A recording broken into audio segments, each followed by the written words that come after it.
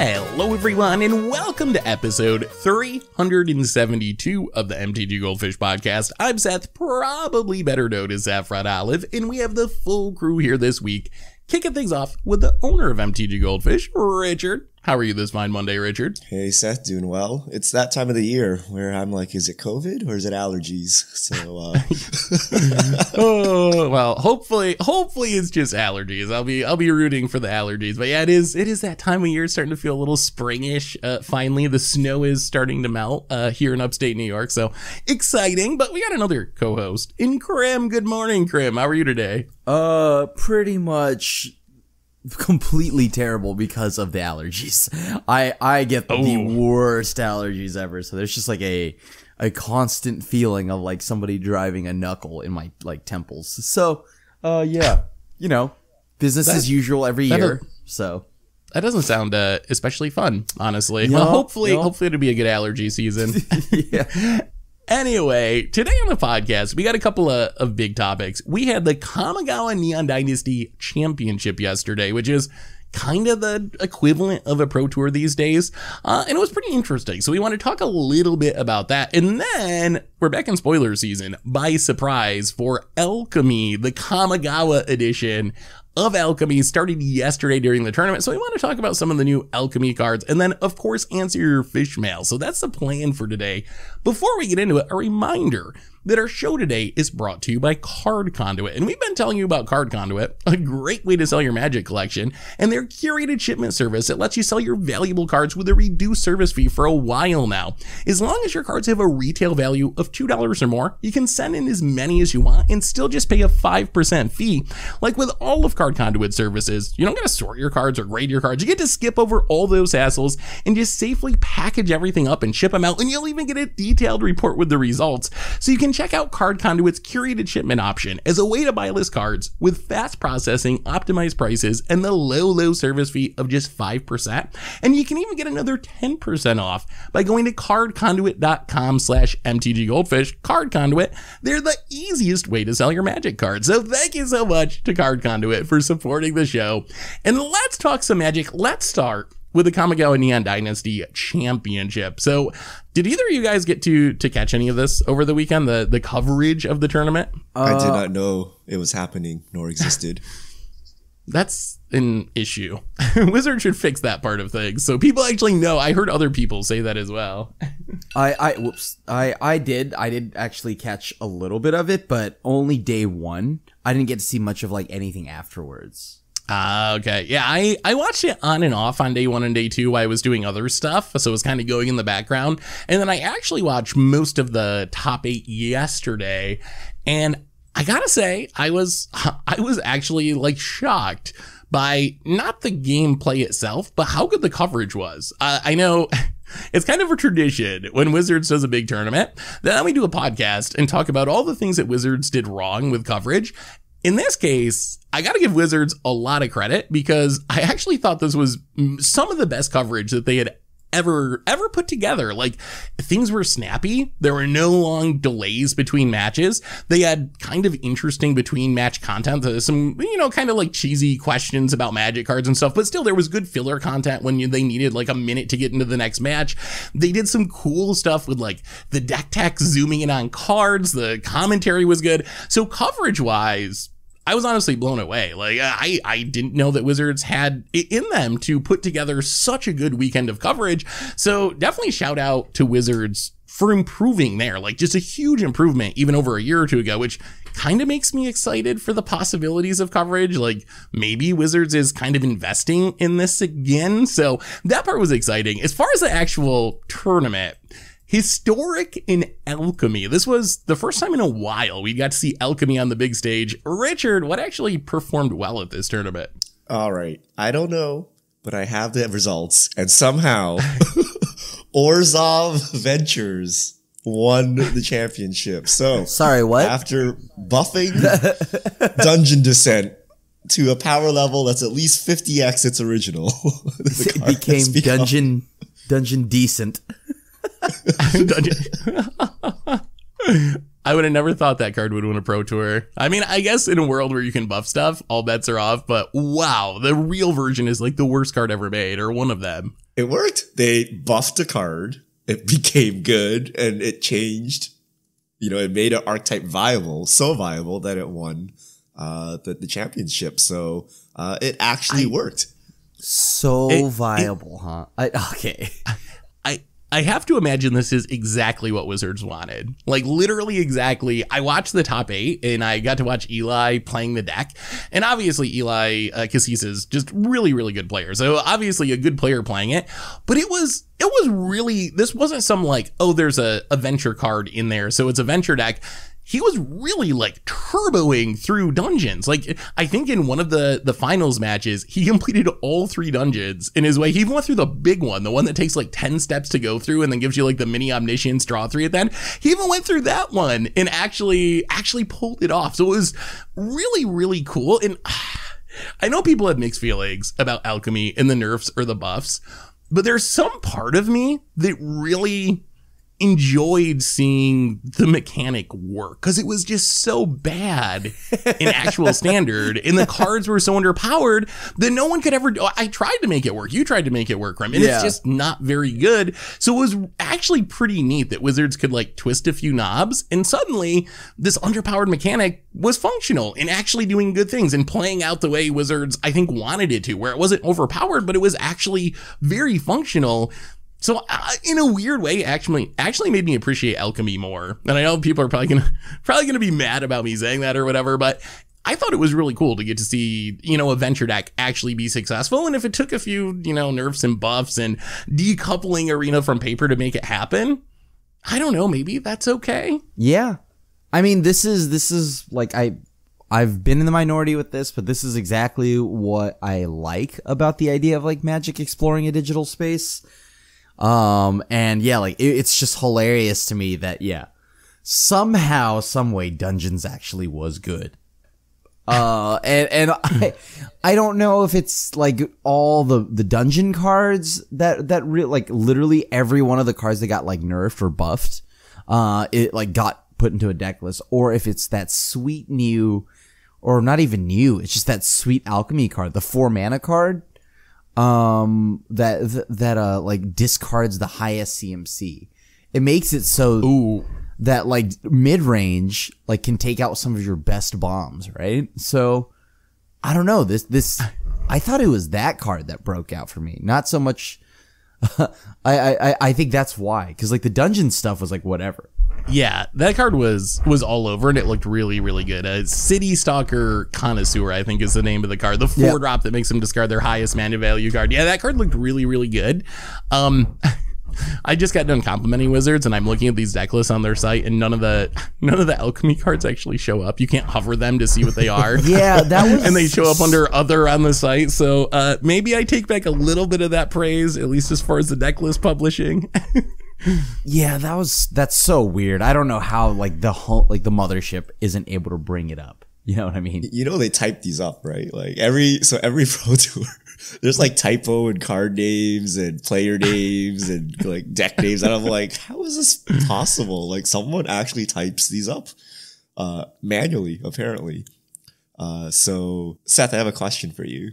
Given the play rates of Alchemy that we discussed last podcast, how were the viewer numbers for this tournament, given that it was Historic and Alchemy? Okay, so good news and bad news as far as viewership. So the good news is they capped out or maxed out at around 10,000 viewers. I think just barely over 10K was the max viewership, which compared to an Alchemy, I think it was Alchemy and Historic again, but don't quote me on that. But the last championship in the beginning of December, the Innistrad Championship, that was up maybe 10-20%. I think it maxed out around 8,000. So heading in the right direction. On the other hand, if you go back and look at Pro Tours like pre-Arena, like 2015, 2016, before Arena was even a thing, they would get 25, 35. I think the best was like 45,000 for, I think it was the Eldrazi Winter Pro Tour, had a huge viewership. So in the grand scheme of Pro Tour or Pro Tour level coverage,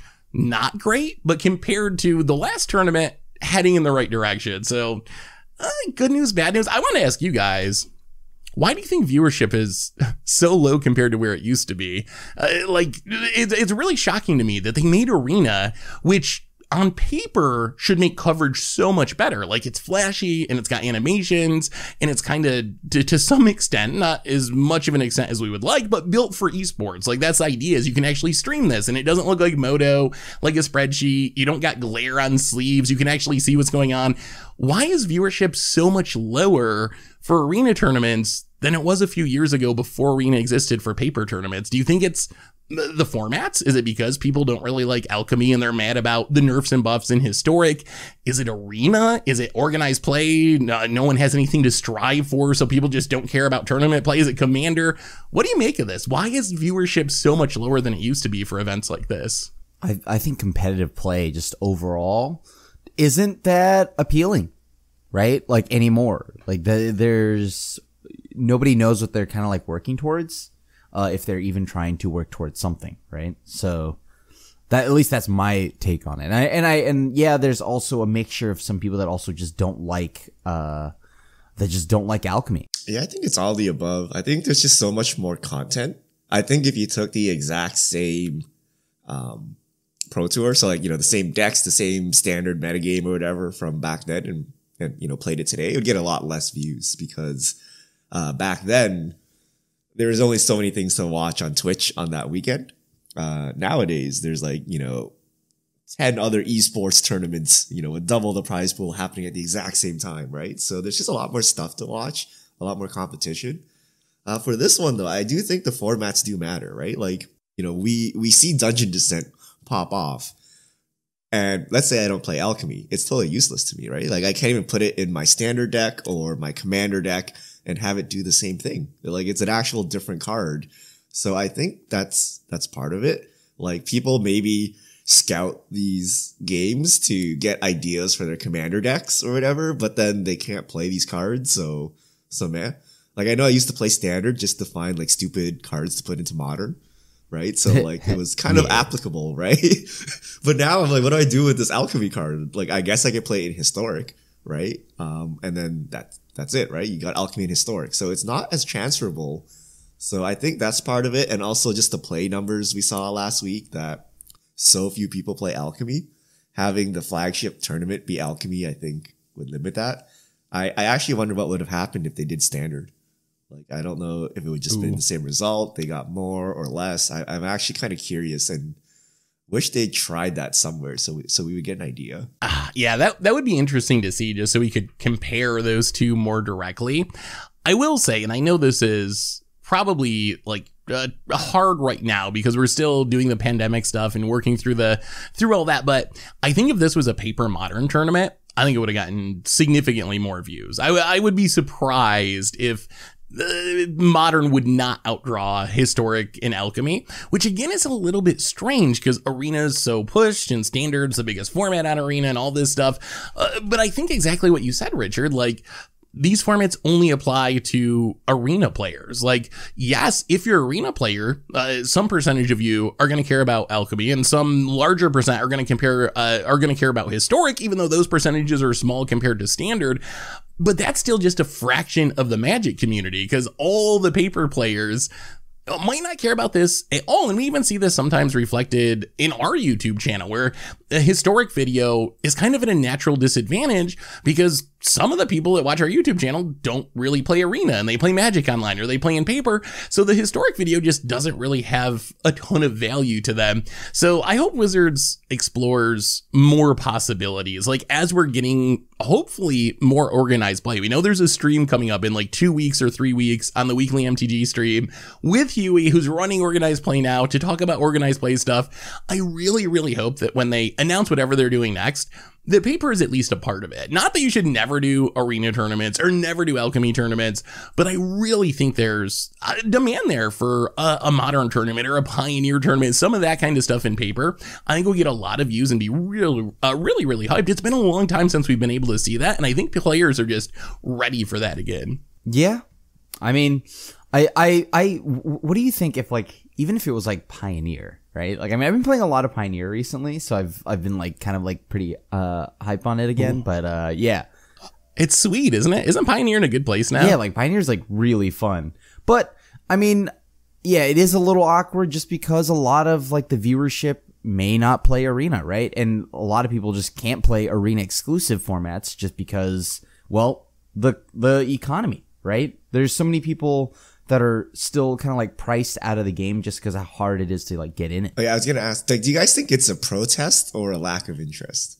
Like, do you think people want to watch Alchemy, but they're like, I cannot watch Alchemy because the economy like is terrible, so I will actively not? Or do you think people just like literally don't care about Alchemy at all, so they're not gonna watch the championship? I think it's a little of both. I think it would be I think the bigger group would be people who just don't really care about Alchemy because it's not a format that they play, because they don't play an Arena, or even if they play Arena, maybe they play Standard or Brawl or something.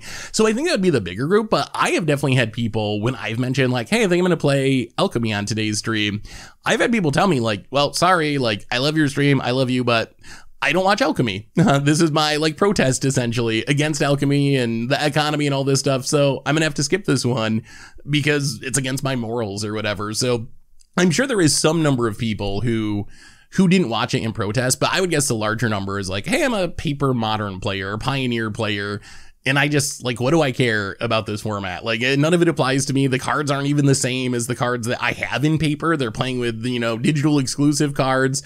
So I think that's probably the bigger group, I would guess. We need a saucy pro protest where they play the tournament, but they only play like standard legal cards that are unchanged, and like all submit deck lists like that. Yeah, that would actually be kind of interesting. I think it's an interesting choice to go with Alchemy over Standard, because Standard is paper relevant. So I wonder how much that would matter. Like Alchemy, they're announcing a new Alchemy set. We're talking about spoilers in a few minutes. So I know why they want to do Alchemy, because it was a natural way to promote the new Alchemy set. On the other hand, I wonder if they'd get more views if it was Standard, just because then you're also hitting on paper Standard players and whatnot who maybe don't play on Arena that much. At least you'd have one paper adjacent format for the tournament instead of two digital exclusive formats. But it's called the Nyan Dynasty Championship, though. Why would you feature the Alchemy set? Interesting. So anyway, that is the championship. Any other thoughts on the tournament stuff before we move on to some spoilers? All right, let's talk some Alchemy, Kamigawa Nyan Dynasty Alchemy spoilers. And remember, these cards are digitally exclusive, so you can't get them in paper for your commander deck. They're legal in Alchemy, they're legal in Historic. And Richard, why don't you guide us through some spoilers? All right, so we have Moth Rider Cavalry, 2 white. It's at Mythic Rarity, creature, human samurai, 2/2.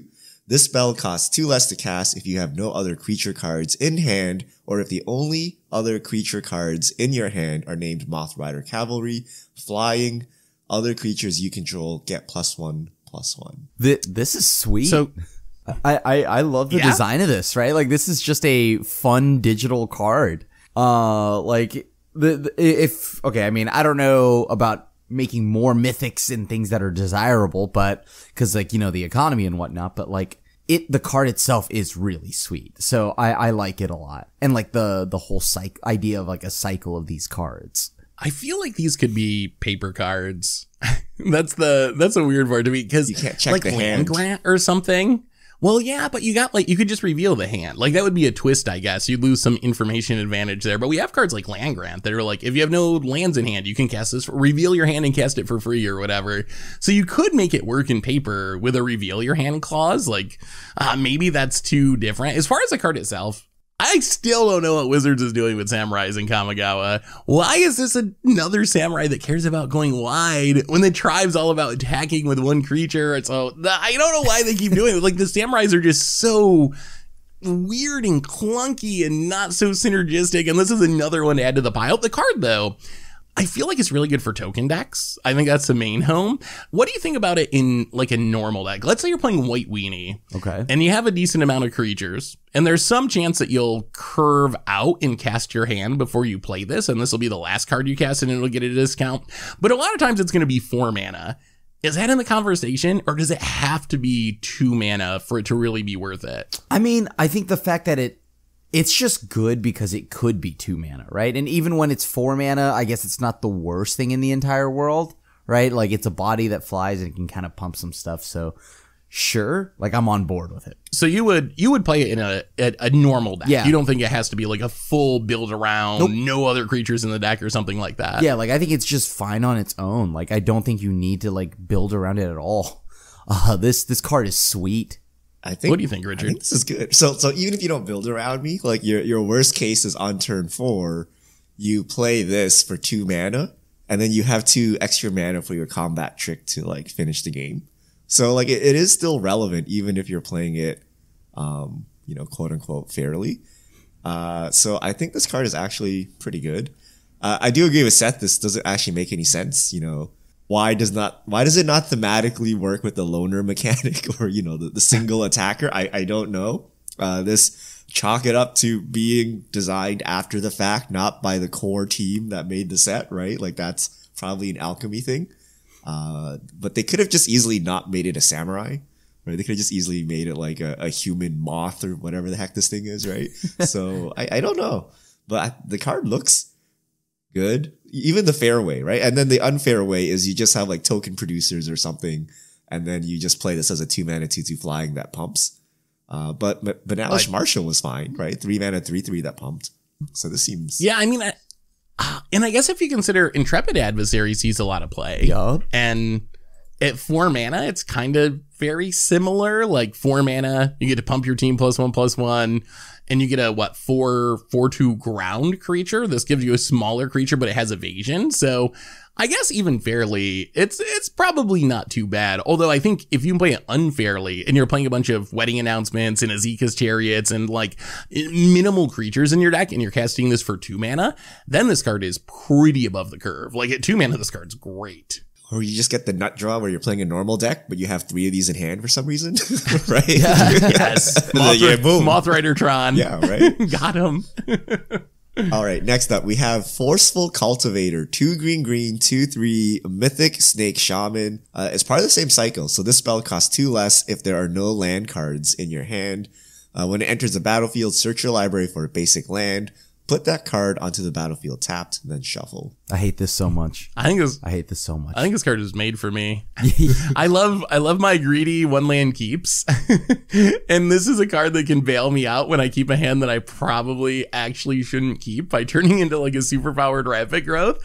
I think this card's pretty good. At 4 mana, it's below the curve. We have many similar things at 4 mana, but at 2 mana, this card's really good. And you can even build around it with MDFCs. Like the more MDFCs you play, the less real lands you have in your deck, the more likely you are. Yeah. I mean, but I think this card's good. Seth is right. Like this card does mean like a lot more 2-landers, maybe even a 1-lander greed keep. Like, yeah, like I hate this just because of what it's so good. I think it's such a sweet, like powerful card. Really? I was thinking this card is trash. You guys think, like, let's say you have a normal hand. It is a 4 mana 2/3 that ramps you to your 5th land. Like, unfortunately, yes. If you do have, even on turn 2, so you ramp and growth with a 2/3 body, conditionally, is that as exciting as Moth Rider Cavalry? Right. At 4 mana, it's pretty meh. I mean, there's like Quandrix Cultivator, there's Solemn Simulacrums, there's a lot of similar things that I think are better at 4 mana, but the upside of being 2 mana, maybe that's enough to make the rest up of your for it. game is ruined essentially, right? Like even if you're sitting there at 3 lands, you're probably not making it anywhere. You got to still top deck lands, right? So you needed to greedily keep a horrendous hand to make this mediocre card do something that's above mediocre. Like, I don't know. I'm keeping bad hands to make bad cards better. You gotta mull. You're like, I got 4 lands. I gotta mull down to 1 to make sure my Forceful Cultivator gets there. But I need a top deck and untapped 2nd land. But I can't because I have all these MDFCs to make my Forceful Cultivator work. I will say, I think the biggest problem with the card is the decks that would want this ramp effect, the decks that would want a Solemn or a Quandrix Cultivator effect, are usually decks that want a ton of lands because you're a ramp deck. So there's a little bit of weird tension that the ability of the card is going to be best in a ramp deck that plays a ton of lands. But if you're playing a ramp deck with a ton of lands, your odds of casting this for 2 mana goes down significantly. Like in a Stompy style deck or something with fewer lands, I guess a 2 mana 2/3 isn't bad. But if you got to cast it for 4 mana, that's like, that's Questing Beast territory. That's Uvenwald, whatever, oddity. Like, you get really powerful threats for 4 mana. So I guess I don't know. I think I like the idea of this card. I like that it's a bailout card for when you keep a bad hand. Whether or not that's enough to actually like see significant play, that I'm not sure on. All right, next up, Fragment Reality. A single white instant at rare. Exile target non-token artifact, creature, or enchantment. Its controller puts a random creature card with lesser mana value from their library onto the battlefield tapped. This is what Divine Gambit wanted to be to begin with. Like, it's so funny that they printed Divine Gambit like a year ago and everyone made fun of it. Like, this is the fixed, improved, actually maybe playable Divine Gambit. You can use it on your own stuff if you're desperate. You can hit artifacts and creatures and enchantments, and you're not going to give your opponent the best thing in their hand or the best thing in their deck like a Chaos Warp because it's going to trade down in mana value. At the same time, you're still giving your opponent something back. Like, in just a random generic matchup, I feel this is probably a sideboard card, but in the right matchup, this is like great removal. If you're killing a 1-drop, that's kind of free. If you're playing against a deck that doesn't really have a ton of creatures, then this is also great. Like snagging the Hullbreaker Horror against controller or whatever is kind of a free roll, or getting their Celestis because they're not going to have a creature to spin into. So I don't know. What do you guys think? Is this like a main deck playable card? Is this a meme card? Where do you fall on Fragment Reality? I think I want this to be good, but I'm still very afraid of what could come into play here, right? I mean, okay, so you exile an artifact, a non-token artifact, creature, or enchantment, and then its controller puts a creature card with lesser mana value. I don't like my opponents having anything, though. The whole reason why I spent my removal is so I didn't have to put another like creature into play. Yeah, like if it's great, maybe if I'm able to hit a Hullbreaker Horror, but I don't know. We still have March of Otherworldly Light.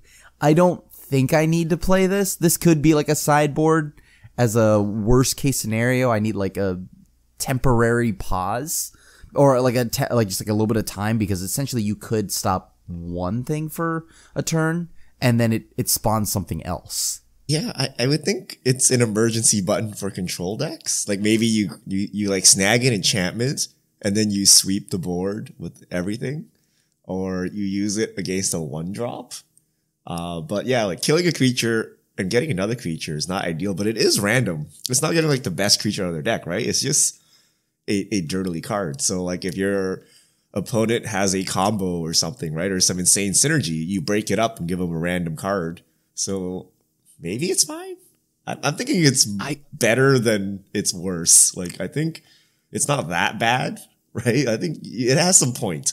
But it's not, it's not a 1-mana removal, right? It's situational and whether you want to keep it in against the deck you're playing against. I think I would go with March of Otherworldly Light is just my main removal spell, but I still think this has sideboard potential. I think this card would be awesome in Modern. I think if you could play it in formats where there are combo decks, this seems like an amazing sideboard answer. Like you're playing Storm and you're like, okay, I got to get this hate card off the battlefield so I can win. This might be the best option for that. What do you care if they spin into a random creature? If you're getting rid of, you're just going to combo off and win anyway. Like, sure, spin into your best creature. I don't care. So I feel like it would be great in some formats. I just don't know if we have enough of those style of decks in Historic or in Alchemy for this to have that role in those formats. So, I mean, as the formats grow and we get more combo decks, I think maybe it goes up in value. But for now, I think it's good sideboard card at a minimum. Yeah, store these up. Eventually, we'll get all the combo decks, and then this will have a purpose. Next up, Kami of Transmutation, 1 in a white, 2/2 spirit at rare. When it enters or leaves the battlefield, choose 1. Each permanent in your hand perpetually becomes an artifact in addition to its other types. The second option is each permanent in your hand perpetually becomes an enchantment in addition to its other types.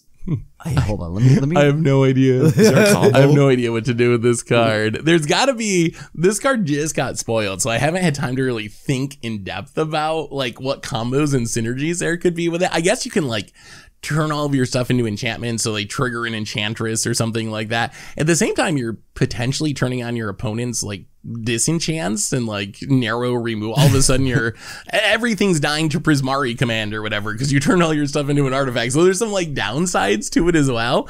There's got to be a combo, right? There's got to be some sort of combo that you can do with this card. Okay. I gotta make sure I'm reading this right. Like, why?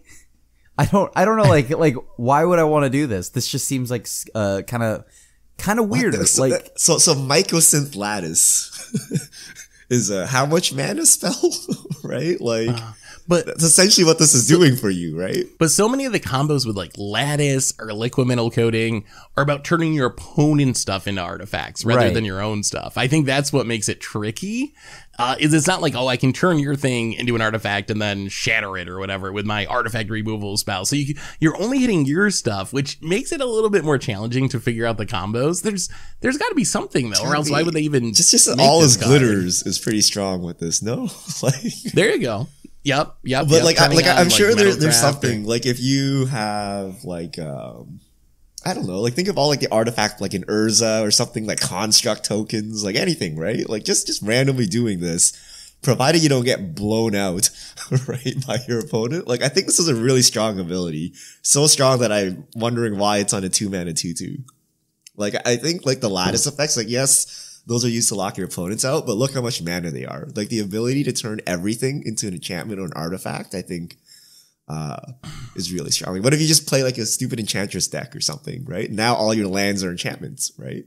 And you can just go to town, right? So I'm sure there's something broken we can do with this. I mean, yeah. I mean, even those like floor situations of like all of your lands are artifacts, so they work in your affinity deck, or your enchantress, they are all enchantments, so they trigger your enchantress effects or grow your whatever. Like all of that stuff seems relevant enough, and that's just like kind of the most obvious choices. I guess you like turn everything into enchantments for Weaver of Harmony, and now you can, I don't know, double trigger things that are not actually enchantments with it. Ooh. There's got to be all kinds of sweet shenanigans with this card. Yeah, I mean, maybe it's just not like so. Yeah, like I don't know, maybe it just isn't presenting itself right now, and down the line it'll be better. But yeah, I just really do not know how in like Alchemy, like what this does other than set me up for like a blowout. It turns on Mech Titan Core. You turn all your creatures into creatures. Okay. So there you go. And you got him. So you're doubling down on the getting blown out. Okay, got it. All right. Next up, better offer X blue sorcery at rare. Put a random creature card with mana value X or less from target opponent's library onto the battlefield under your control. It perpetually has base power and toughness XX and perpetually gains Ward 1. Ward 1? Why? Why do you even put Ward 1 on there? Come on. Why do we even need that Ward 1? I am confused. So this is, it makes an XX with Ward 1 that will have an ETB and whatever static abilities of whatever comes out of your opponent's deck, right? Yeah. Basically. Yes. Okay. Is this card good, Krim? You're the blue player. I've seen some people say this could be a control deck card or sideboard card. You're the control master. I don't know if I'm gonna be paying. This is sorcery speed, right? Like yes, this is sorcery speed. Get a random creature card, right? That's the big part here is the random part. That one scares me to like nonstop. I don't even care about the rest of that stuff. So you get a creature with value X or less. I mean, that could be any. Like, what if I rip someone's Thalia? Like, I don't want that. It's even worse. You hit their phage. Yeah. Oops. Like, but I mean, it scales pretty well for a blue card. It scales like some green Hydras. There's Hydras that are like 1 and X and they enter with X +1/+1 counter. So if you cast this for 10 mana, you're getting a 9/9 or whatever. So you are going to make a pretty big creature, even if you hit a 1-drop from your opponent's deck. But I get what you're saying. Like, there is no control over it. Like, Bribery's good because you get to choose your opponent's best creature. Right. This, you have no idea what you're going to get. Yeah, it's just a big question mark, and then it's a mana sink, and it's a mana sink that's also required that you do it on your turn. So, there's also horrendous, main deck risk that if you run into a Crim deck that isn't playing creatures and it's just a pile of Teferis and Nicol-Bolas, is not gonna be great. I would have to spend 5 mana to rip a Nicol-Bolas, which is, I guess, okay, maybe the Ravager, but like other than that, like I don't know, am I gonna pay 8 mana total to then try to pull a Hullbreak Horror if you play it? Yeah, there was some risk there. I like this card as a fun card. I don't think this card's good. I think this card's bad, but they keep printing all these like steal your opponent's deck cards, and I found a lot of fun just jamming them all together into like a thief deck. And the deck's never like super successful, but it is pretty fun when you get to like beat your opponent down with their own cards. So I definitely would play it there alongside like Siphon, Insight, and Rahilda. And there's like so many cards in Alchemy that can do something like this. Clone Crafter. So I don't know. It's going in that deck, even though that deck's really bad. I think you get a worse creature like 70% of the time. Like if you're playing like anything mana value like 4 or 5 less, like I think you're actually downgrading the creature because you don't get the greater of the power and toughness, right? Like if you cast and get a questing beast, you get a 3/3 questing beast. That's right. Yeah. Like, it's awkward, right? Yeah. Like you're saying like pay 10 mana for a 9/9. I'm pretty sure a 10 mana would buy you like a 30/30 or something. Like if it was actual card, right? Like this is not good. It's weird. It just has ward 1. Like what? You know, you could just get a vanilla creature off the top. Right? You could get What about just casting it for 2 mana to get 1-drops? Just snag whatever 1-drop they're gonna play. Is there any way that's get your Eye Twitch, get your Shambling Ghast or whatever? Is there any way that would be worth it? fine. I mean, you could play the Eye Twitch yourself and not deal with this, right? Like, I mean, it rewards you for knowing your opponent's deck, right? Like, you might know that they have like some really good value creature at 2 mana, so you'll play it for 3. But is that what you're here to do with this card? I don't know. And like, what if you are unlucky and get the other crap cards they have in their deck, right? Because you don't get to choose, right? It's random. Is this a Brawl card? Have we reached the point where Wizards is designing cards for Historic Brawl? I think maybe that's where it's supposed to see play. Maybe it's better Brawl there. deck. Maybe. I don't think I'm playing it in Alchemy, that's for sure. Or definitely not Historic. It's even worse than Brawl, right? Because your opponent's playing Singleton, so you can't even guess what they're playing at a random mana value, and they're probably playing a lot of filler stuff, right?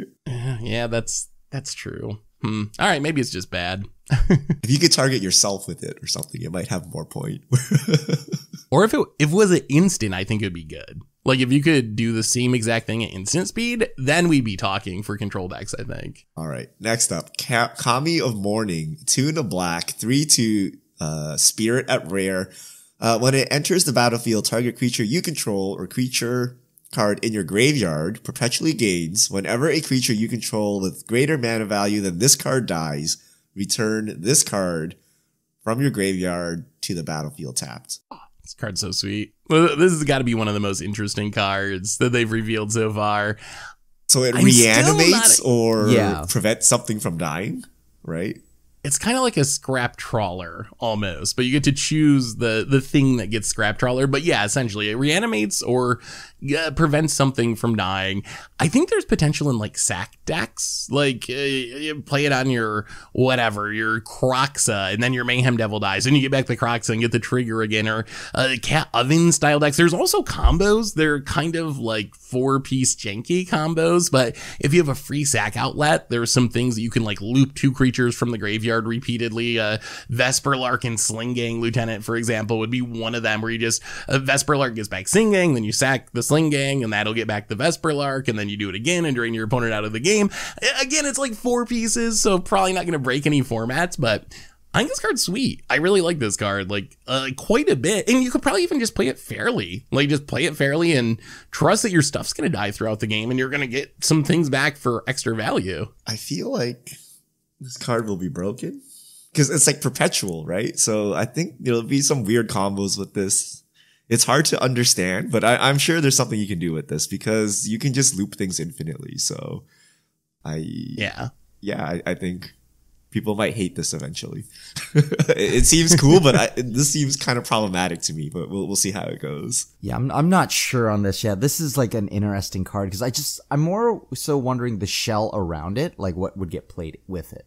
I mean, what about just jamming it in the pre-existing sack decks, like a cat oven deck? Like, is there, those are real things in Historic. Is there any argument to just running it in a sack deck? I guess you already can't play Luris because you're a Mayhem Devil Shell, and then you just play this and, I don't know, target your Gilded Goose, Ravenous Squirrel. I guess there's not very good creatures to target because outside of your random 1-drops, it's like Mayhem Devil and Korvald for the most part.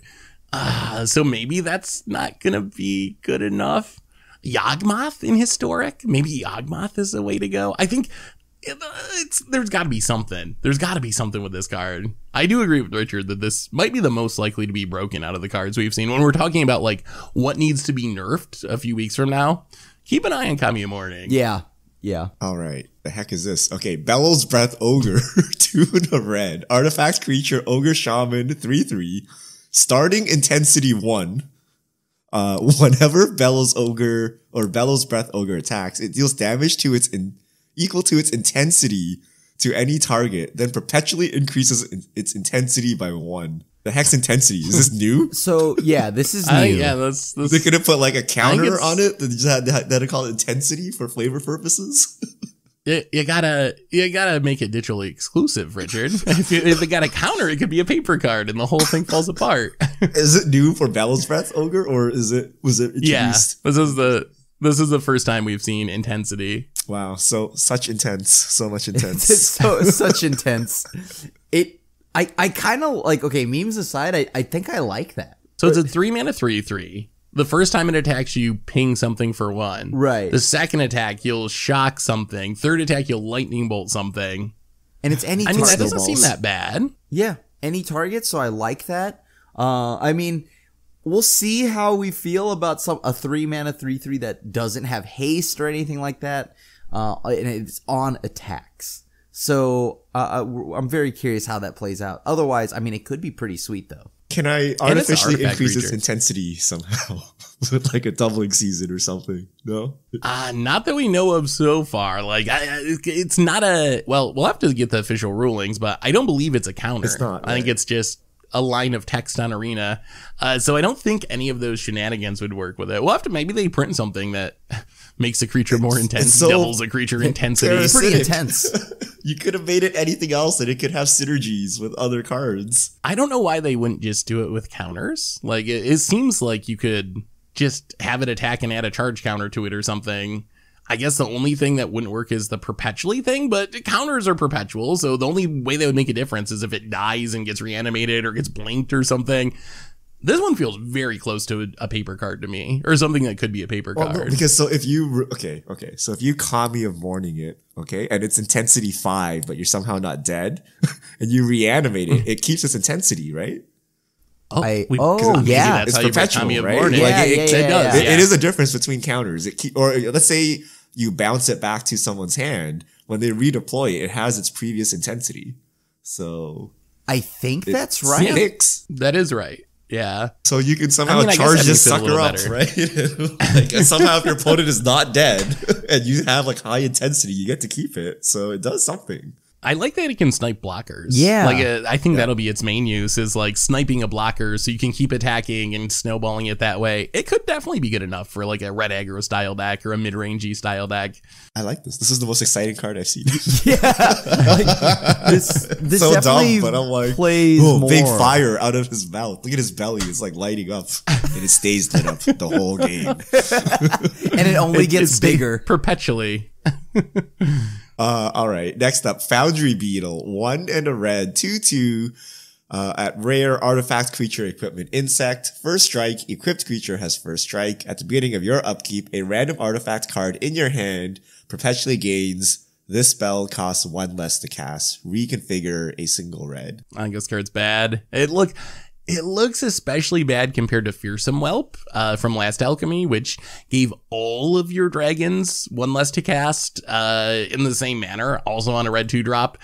I feel like giving a single artifact in your hand one less to cast just doesn't seem like that much of an impact. I guess a 2/2 first strike for 2 is not the end of the world. Maybe if there's some deck that really just cares about things being equipment, like you got Srams going or some sort of Nihiri free equip shenanigans, maybe that could be a home, but I don't know. Isn't this just bad? Am I missing something? Has to be an artifact. And it's your next upkeep too. Yeah. So it's got to survive a turn and you get a 1 mana discount. I don't know if I like this at all. Yeah, you know what? I think this is a card of the ones we've read off so far. I think that like when they do their next cycle of buffs, this is one of those cards that are gonna need that. Yeah, I feel like this got punished because Fearsome Whelp was so good. Fearsome Whelp was one of the cards they had to nerf, and this is kind of looking similar. So I feel like they went safe with this one to avoid having a Fearsome Whelp situation. But maybe too safe. I think this is okay. I think Better Offer would more likely get a buff. It lives. It's like a mana dork or something, right? It ramps you by 1. And then once the 2/2 body's irrelevant, you reconfigure it onto something to give first strike. Like, it sucks, but I can see it playable somewhere and you're like kind of happy with it. But I don't know. Better Offer? Better Offer, at least you get something kind of right away when you play it. What do you get the Foundry Beetle? Are you happy? No. No, not at all. I mean, that's great. I like what they did with the Beetle. It's cool. It's like this arm accessory thing, but like other than that, I don't think it does anything. Oh, okay. How about this? Foundry Beetle and Kami of Transmutation. Now anything in your hand can be reduced by 1. Ooh. At random though, so if it hits a land, you're screwed. That's a lot of bad 2-drops to make that work, but I like where you're going with that. All right. A 2/2 first strike's not that bad. It's not that bad. So I don't think your card's good, but wait. Is the 2/2 first strike playable? It used to be like 10 years ago. That was a house. This is not. No, Seth. No, this is not gonna work. Remember like Ash Zealot? Zealot? Ooh, that card was so good. Yeah, that card was sweet. But this that is was not also that. a lifetime ago in Magic. So also, Ash Zealot is much better than this. For starters, at haste. Had haste. Oh yeah. It also had that ability that would upgrade. ping people, whatever it was. Yeah. Which was relevant. So yeah, this is gonna be, I think, the thing that needs the buff the most. Better Offer, I believe it or not, I think is somewhat better. I do think people will play Better Offer for the beams though, so the play rate will be much higher than poor old Foundry Beetle here. All right, those are all the previews. You can check them out at mtgpreviews.com. So these are Alchemy exclusives. So remember, only available on Magic Arena for play in Alchemy and Historic. Save up them wild cards. You're gonna need a lot of them. All right. Shall we fish mail? Yes. Let's fish mail. All right. If you have questions, send them to @mtggoldfish with the hashtag mtgfishmail, and we'll get to your questions on air. At What Are You Doing 17, Grixis is just edgy Jund. Where is the lie? Wrong. Wrong? Like, Jund is just dry Grixis. All right? Like, I don't know. Maybe it is edgier Jund. I don't know. I like it, though. I mean, you gotta kill a lot of stuff and counter stuff. That's like everything you want to do. What is the point of red in Grixis? That is my question to you. Bolt, Nico Bolas. Nico Bolas. Did I mention Nico Bolas? And also Nico Bolas. That's all you need. You just need Nico Bolas. What if they made Jund Nico Bolas? What if he turned green one day? Would you still approve of I would this? be offended. I would be so offended if they added green to Nico. This is not Omnath, okay? You leave Bolas in the 3 colors that we know, okay? You leave him alone. I mean, we've had Planeswalkers change color quite frequently in Magic. Not Bolas. I'm waiting for the green Bolas arc where he becomes best friends with Nissa. That's like the worst arc I've ever heard in my life. Please no. All right. 11 Vicious. Does the crew have any hot takes on Return to New Phyrexia? Mine are it will be 3 set blocks. Elish Norm will be Planeswalker with a wish ability for creatures. That is why we are seeing these Praetors in other worlds. Ooh. Oh man, I want to go back to New Phyrexia so much. That's one of my... I always have a soft spot for Mirrodin sets ever since that was like the first set I played a ton of. That was the card pool I had when I first started playing. So I just love those sets. My prediction is it'll be broken. It's always, every time we go to Mirrodin, it's an artifact set. Something ends up being super busted. How about this? Sword cycle completed. We see swords again in standard for the first time ever. If they're ever going to finish the sword cycle in standard, that's where it's going to be. What's left for the sword cycle? Oh God, put me on the spot. There's like 3, I believe. I think there's 3, there's the Dimir 2 one? or 3, but right. We don't have a Dimir sword yet. That's missing. So we need blue, black. We don't have a Gruul sword. What others? Oh yeah, we don't have a Gruul Red, sword. green. Yeah. I think there's one more. We have Azorius. But I think they'll finish it. I think there's 8 of them. So those are the only, we're missing Dimir and Gruul. Okay. We have all the other ones. Okay. I think it's possible that they complete it. I mean, I want Elish Norm Planeswalker. That would be sweet. And I wanted to have 4 abilities, and I want the Phyrexian text version. So you play it, and you're like, I use +1, and everyone's like, what does that do? And you're like, I have no idea. And then that's it. what does that do? No clue, but it sounds cool. But I transform it, and there's a backside, and it has also 4 abilities in Phyrexian. And you're like, here we go.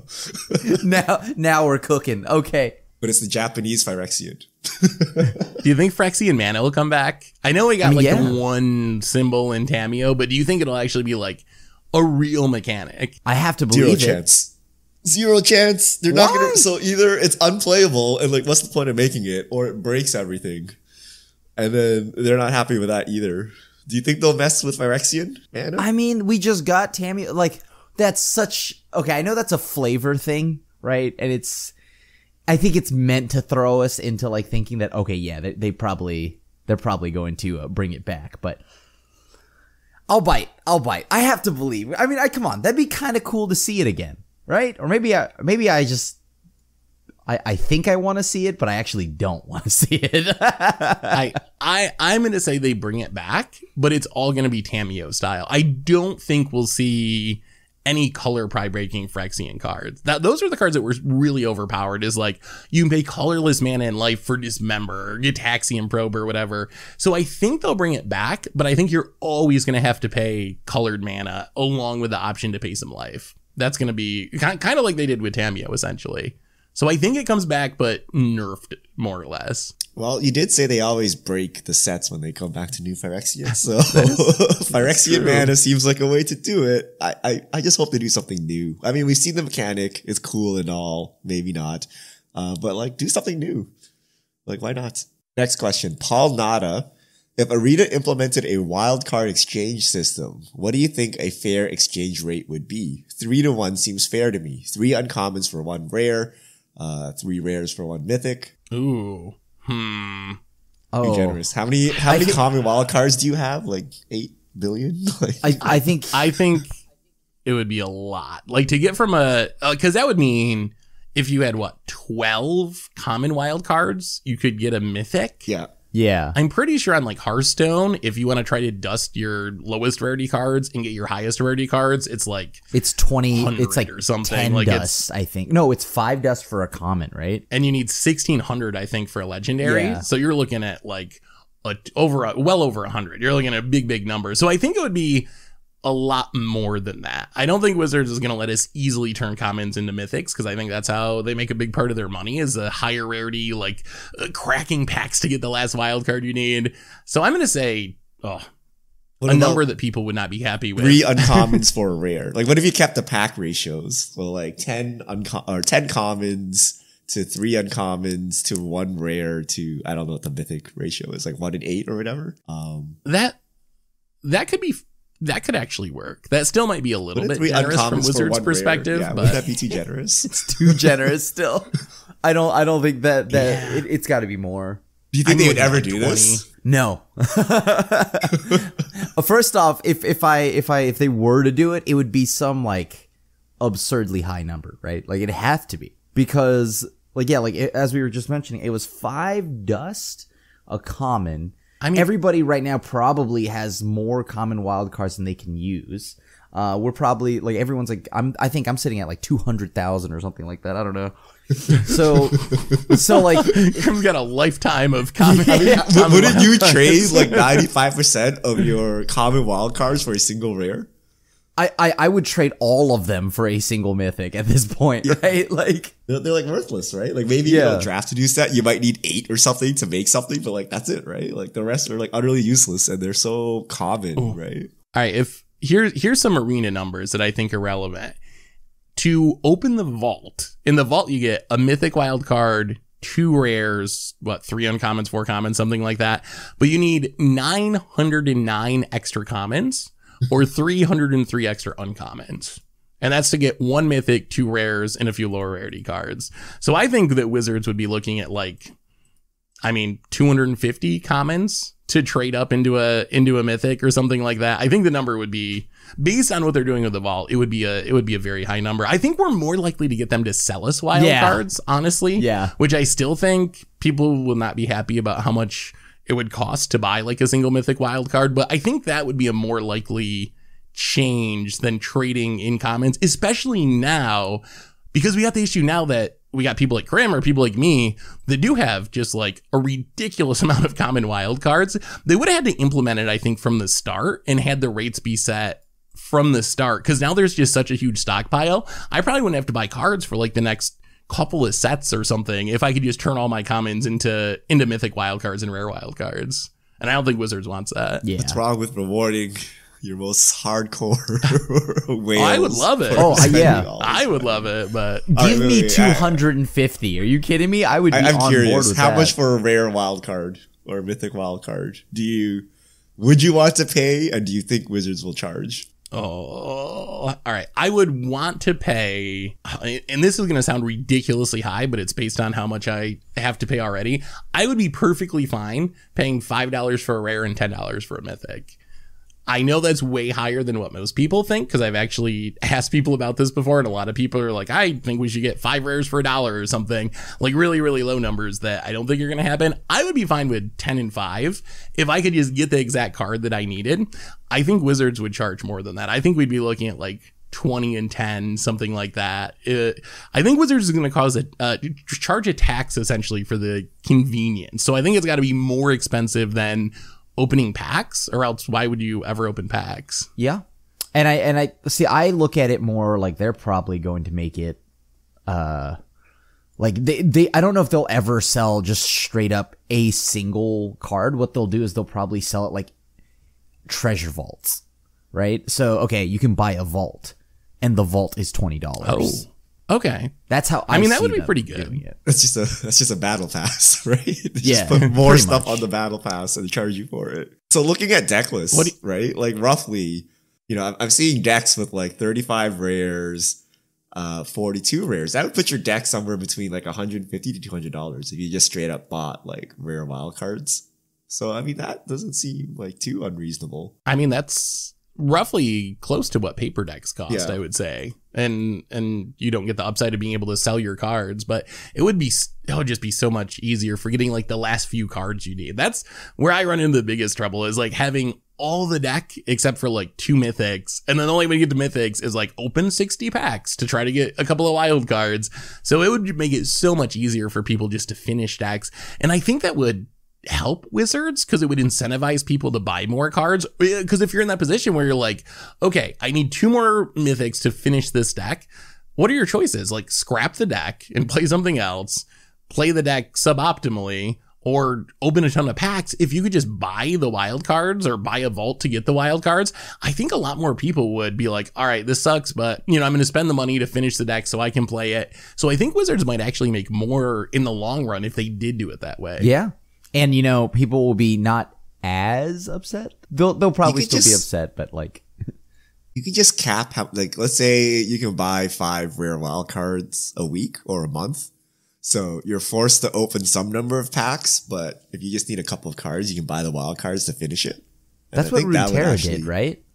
Yeah, that would accomplish what they want, right? Yeah, that would be a huge improvement. I would be down with that too. You put it in a battle pass vault thing where now you have to like grind your way for the ability to buy like 5 wild cards. So you increase like playtime as well. Have daily quests every day. You get like 1 extra rune. When you get 5 runes, combine them into a rare wild card with like $5. I can be a mobile game designer too, guys. Oh man. We do know that this Thursday is a long-awaited economy stream about Magic Arena. So we'll see if there's any interesting innovations or improvements. I'm not holding my breath that we're going to get like a huge amount of good news, but I'm keeping my fingers crossed that we get something positive out of the stream on Thursday. So not a long wait, and we'll know more. Absolutely nothing. Just ways to obfuscate the problem. We've made the vault hidden again. You don't see anything. We've hidden your gems. You don't know how many gems you have. You actually can't even open your vault anymore. They just hide your wild cards, and then you have no idea how many you have. All right. So thank you to everyone who sent in fish mail. If you have questions, send them to @MTGGoldfish with the hashtag MTGFishmails, and we'll get to your questions on air. And I believe that brings us to the end of episode 372 of the MTG Goldfish podcast. So Richard, Krim, thanks for hanging out. Thanks to everyone for listening. Thanks to Card Conduit for supporting the show. And we will be back next week to talk about the economy stream, probably Alchemy spoilers, and whatever else goes on in the world of Magic. So until then, have a spectacular week, everyone. And this is a crew signing out.